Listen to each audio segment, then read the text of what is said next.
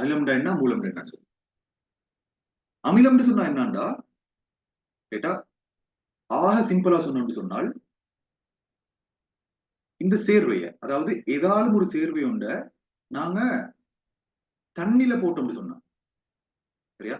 ஒரு சேர்வை நாங்க தண்ணில போட்டோம்னு சொன்னா, அந்த சேர்வை தண்ணில வந்து H பிளஸ் அயன்களை வர வைக்கும்னு சொன்னா, இல்லாட்டி விடுவிக்கும்னு சொன்னா, வர வைக்கும்னு சொன்னா இல்லாட்டினா விடுவிக்கும்னு சொன்னா, அந்த சேர்வையை சொல்ற அமிலம் சொல்லி.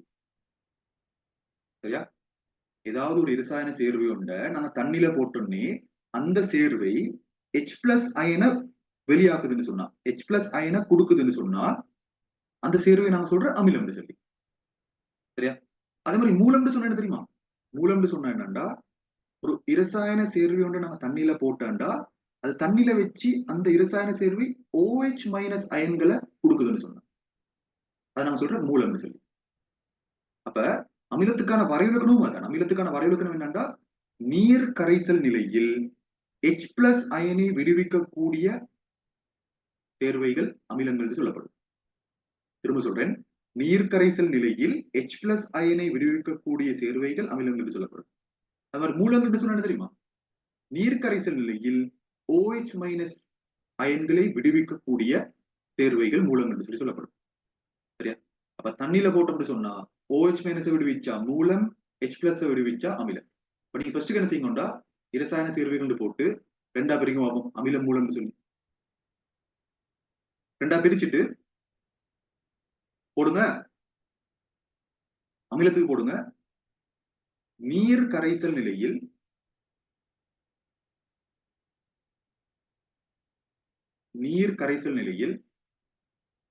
H பிளஸ் அயன்களை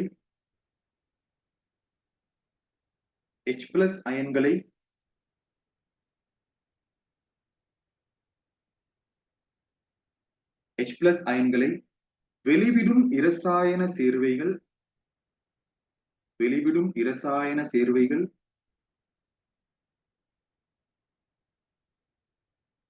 அமிலம் எனப்படும். இதுதான் அமிலத்துக்கான வரைவிலக்கணம். இப்ப ஒரு சேர்வையை பார்த்து நாங்க அமிலம்னு சொல்லணும்டா, அந்த சேர்வையை நாங்க என்ன செய்யணும்? தண்ணியில போட்டு பார்க்கணும். தண்ணியில போட்டா அது H பிளஸ் விடுவிக்குதுன்னு சொன்னா அது அமிலம். இல்ல ஒரு சேர்வையை நாங்க தண்ணியில போடுறோம், அது OH மைனஸ் விடுவிக்குதுன்னா அது மூலம். அவ்வளவுதான். உப்புண்டா என்ன பொருள் சொல்லித்தாரேன், உப்புண்டா சொல்லித்தாரேன் பொருள். அப்ப இதேதான் மூலத்துக்கான வரைவிலக்கணத்தை இதே மாதிரி மாத்தி எழுதலாம். எனக்கு இது பாருங்க, நான் இதை அப்படியே காப்பி பண்ணி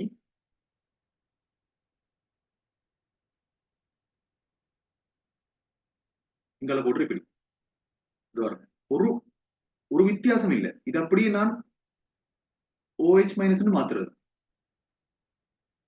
எழுதுமா அப்ப நீங்க?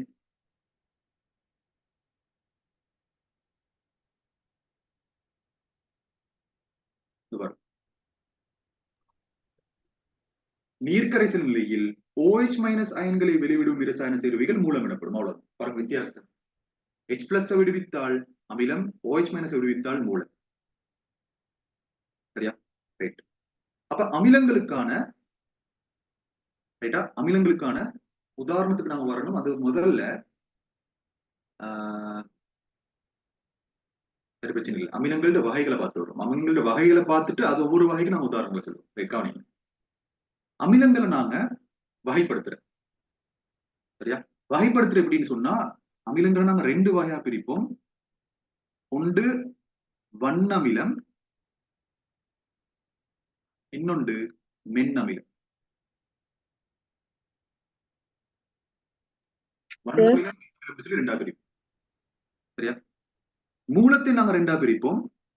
அதே மாதிரிதான் அமிலத்தை மாதிரியே தான். அமிலத்தை நாங்க எப்படி பிரிச்ச, வண்ணமிலம் மென்னமிலம் பிரிச்ச மாதிரி மூலத்தை நாங்க பிரிப்போம். எப்படின்னா வன்மூலம், மென்மூலம்.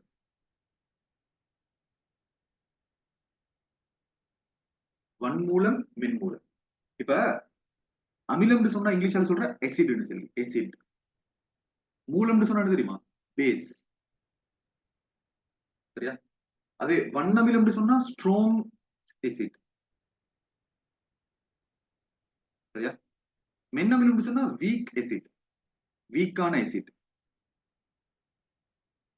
வன்மூலம் சொன்னா அப்ப சொல்லுங்க எப்படி வரும் சொல்லு. வன்மூலம்டா இப்படி வரும். மூலம்டா பேஸ். அப்ப வன்மூலம்டா எப்படி வரும்? Strong base. ஸ்ட்ராங் பேஸ் சொல்லி வரும். அப்ப மென்மூலம்னு சொன்னா Weak base. Weak base. Weak base வரும். எஸ், சரியா? ரைட். அப்ப இதை போடுங்க, நான் ஒண்ணுண்டா என்னன்னு சொல்லி பார்ப்போம். முழு பாடத்துக்கும் நான் ஒரு பெரிய ஃப்ளோ சார்ட் மாதிரி தான் தரப்போறேன். முழு பாடம் அவ்வளவுதான். என்ன பாடம் இது எல்லாமே?